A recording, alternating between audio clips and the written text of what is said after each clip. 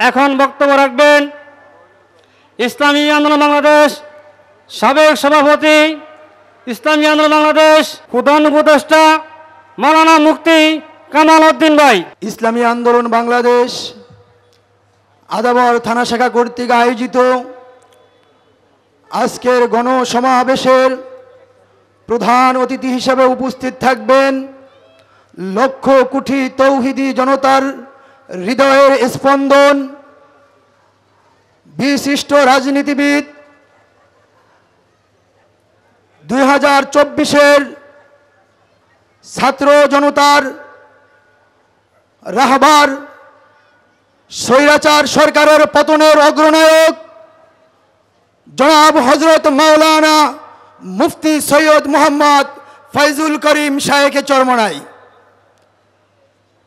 আজকের গণসমাবেশের আরও উপস্থিত থাকবেন সাবেক ছাত্রনেতা জনাব হযরত মাওলানা অধ্যক্ষ শেখ ফজলে বারী মাসুদ, সভাপতি ইসলামী আন্দোলন বাংলাদেশ ঢাকা মহানগর উত্তর। আমাদের মাঝে আরও উপস্থিত হয়েছেন ঢাকা 13 আসনের মাটি ও মানুষের নেতা, বিশিষ্ট রাজনীতিবিদ ও শিক্ষাবিদ, জননেতা ইঞ্জিনিয়ার মোহাম্মদ মুরাদ হোসেন।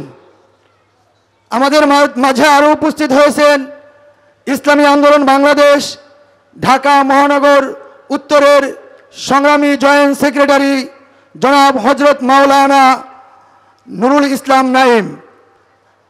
আমাদের মঞ্চে আরও উপস্থিত রয়েছেন সহসভাপতি আরও উপস্থিত রয়েছেন ইসলামী আন্দোলন সহ সহযোগী সংগঠনের বিভিন্ন দায়িত্বশীল। আমার সামনে উপস্থিত রয়েছেন মর্দে মুজাহিদগণ, তৌহিদি জনতা, সংগ্রামী জনতা। দীর্ঘ সময় আমরা এখানে আমাদের মুরব্বীদের থেকে দিক নির্দেশনামূলক আলোচনা শুনেছি। আমরা দেখে আসছি এ দেশে এক স্বৈরাচার যাওয়ার পরে আরেক স্বৈরাচার উৎপেতে আছে।